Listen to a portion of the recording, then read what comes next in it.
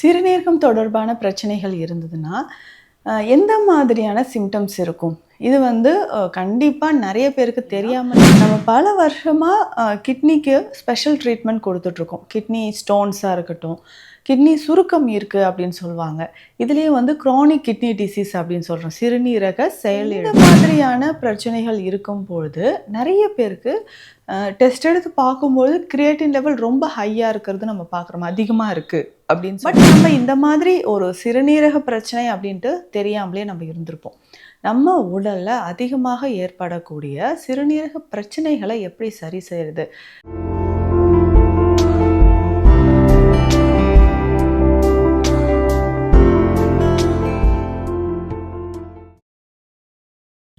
வரம் நேயர்களுக்கு வணக்கம். நான் டாக்டர் நித்யா, சித்தா ஃபிசிஷியன்.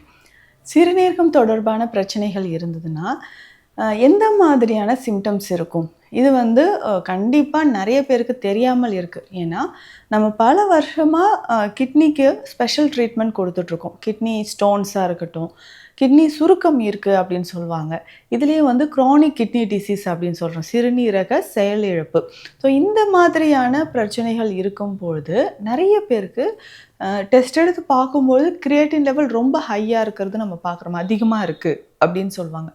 இதில் என்னென்னா எங்களுக்கு அறிகுறியே தெரியலங்க, சிம்டம்ஸே தெரியல, எங்களுக்கு தெரியவே இல்லை, அதனால தான் இவ்வளோ நாள் நாங்கள் அப்படியே இருந்துட்டோம் அப்படின்னு சொல்லுவாங்க.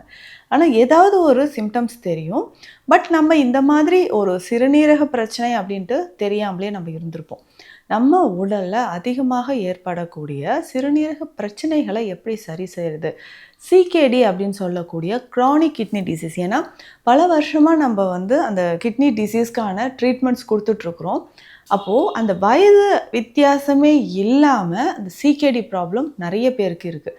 அப்போது சிறுநீரகம் செயலிழப்பு இருந்ததுன்னா ஆரம்ப காலகட்டத்தில் நமக்கு ஸ்டார்டிங்லே இருக்கக்கூடிய அறிகுறிகள் என்னென்ன, இதை வந்து நம்ம தெரிஞ்சுக்கலாம்.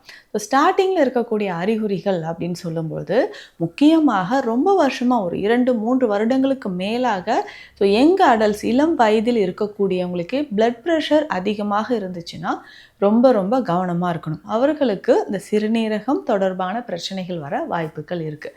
இப்போ பார்த்தோம்னா பிபி எனக்கு வந்து 2 வருஷமாக 3 வருஷமாக அதிகமாகவே இருக்குங்க, நான் வந்து டயட்டில் சரி பண்ணிக்கலான்னு சொல்லிட்டு எந்த மெடிசன்ஸோ ஒரு ட்ரீட்மெண்ட் எதுவுமே எடுக்கலை அப்படின்னு இருந்தீங்கன்னா ரொம்ப கவனமாக இருக்கணும். உடனடியாக அந்த பிளட் ப்ரெஷரை எப்படி குறைக்கலான்றது தான் நம்ம பார்க்கணும். ஸோ பிளட் ப்ரெஷர் மெயின்டைன் ஆகிட்டே இருந்துச்சுன்னா நமக்கு சிறுநீரக பாதிப்புகள் வராமல் இருக்கும்.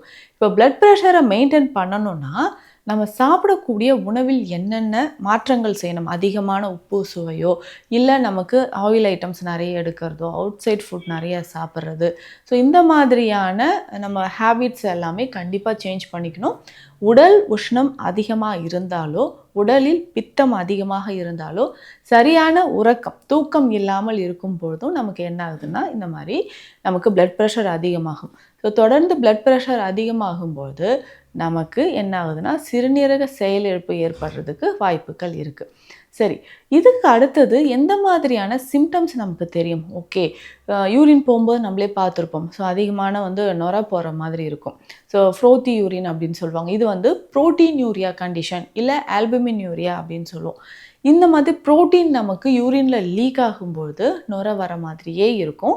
கொஞ்ச நாளாக நம்ம வந்து நினச்சிப்போம் நுர ஏதோ வருது அப்படின்னு சொல்லிட்டு சரியாக நோட்டீஸ் பண்ணாமல் இருக்கும்.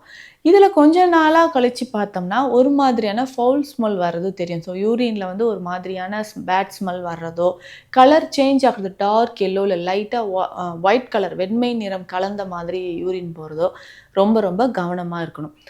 இந்த மாதிரி கண்டிஷன் இருக்கிறவங்களுக்கு சிறுநீரக பாதிப்பு ஏற்பட வாய்ப்புகள் நிறையவே இருக்குது. அதுக்கப்புறம் பார்த்தோம்னா அடிக்கடி சிறுநீரக பாதை தொற்று, யூரினரி ட்ராக் இன்ஃபெக்ஷன் ஏற்படுறவங்களுக்கும் என்ன ஆகும்னா சிறுநீரக பாதிப்புகள் ஏற்பட வாய்ப்புகள் இருக்குது. அதற்கு அடுத்தது பார்த்தோம்னா சிறுநீரக கற்கள், ரீனல் கால்குலை அப்படின்னு சொல்கிறோம். சிறுநீரக கற்கள் இருக்கக்கூடிய நபர்களுக்கு என்ன ஆகும்னா அடுக்கடுக்கி இப்போ வந்து வருடத்திற்கு 1 முறையோ 2 முறையோ நமக்கு வந்து சிறுநீரக பிரச்சனைகளோ இல்லை சிறுநீரக கற்கள் உண்டாச்சுன்னா பாதிப்புகள் அதிகமாக இருக்கும். ஸோ ஒவ்வொரு வருஷமே நான் இந்த வந்து சர்ஜரி பண்ணி இந்த ரீனல் கால்குலேஸ், சிறுநீரகத்தில் இருக்கக்கூடிய கற்களை வந்து வெளியேற்றிக்கிட்டே இருக்கிறேன் அப்படின்னு சொல்லக்கூடியவங்களும் இருக்காங்க. ஸோ அந்த மாதிரி இருந்ததுன்னா உடனடியாக சிறுநீரகத்தோட ஃபங்க்ஷன்ஸ், கிட்னி ஃபங்க்ஷன் எப்படி இருக்குன்னு நம்ம டெஸ்ட் பண்ணிக்கணும். இதை தாண்டி பார்த்தோம்னா கால் பாதங்களில் வீக்கம், ஃபீடல் எடிமா அப்படின்னு சொல்கிறோம். ஸோ கால் பாதங்களில் வீக்கம் இருக்கும் பட்சத்தில் ரொம்ப ரொம்ப கவனமாக இருந்து நம்ம வந்து அதை மாற்றிக்கணும். ஸோ கால் பாதத்தில் வீக்கம் இருந்தாலோ, கால் பாதத்தில் ஒரு மதமதப்பு ஏற்படுறது, ஸோ நமக்கே தெரியாமல் கால் பாதத்தில் ஒரு உணர்ச்சி இல்லாமல் ஒரு மதமதப்பு ஏற்படுதுன்னா நமக்கு அந்த பிரச்சனைகள் உருவாகும். ஸோ இதனால் கால் பாதங்களில் மதமதப்பு இருந்து தொட்டு பார்த்தால் குழி விடுற மாதிரி இருக்கும்.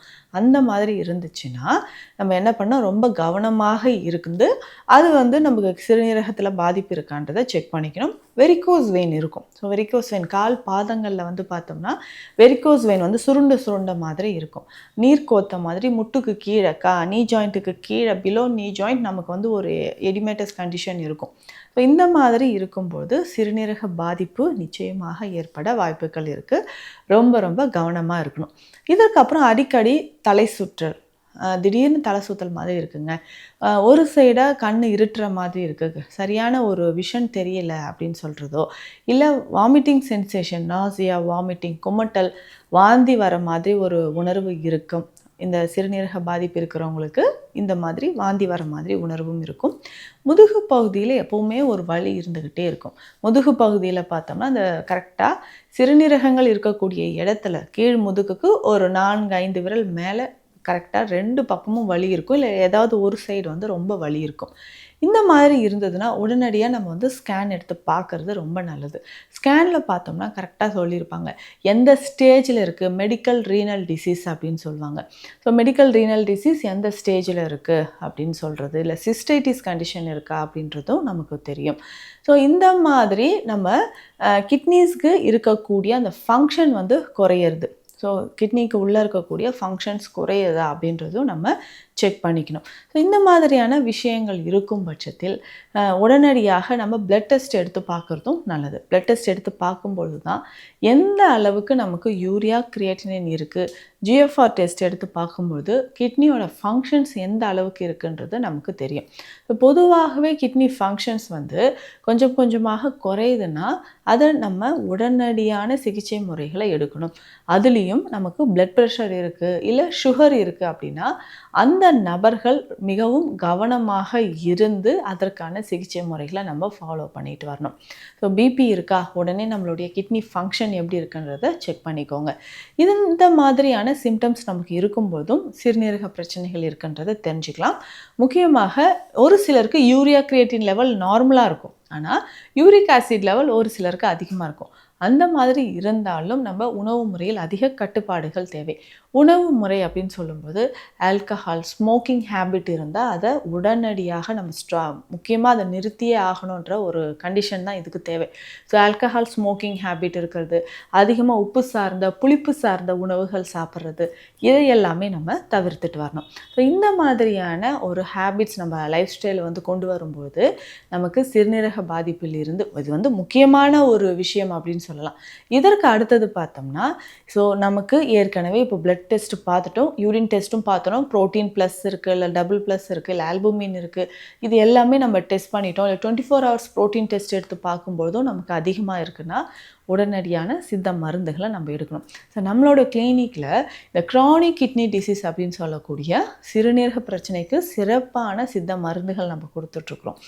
இப்போது ஆரம்ப காலகட்டத்தில் ஸ்டேஜ் 1, ஸ்டேஜ் 2 இருக்குன்னா சித்த மருந்துகள் எடுக்கும்பொழுது நமக்கு அதிகமாக அதனால் ஸோ இனி இதற்கு அடுத்தும் இன்னும் கிட்னி ஃபெயிலியர் அதிகமாகாமல் இருக்கும், அடுத்த ஸ்டேஜுக்கு போகாமல் இருப்பதற்கான மருந்துகளை நம்ம கொடுக்குறோம்.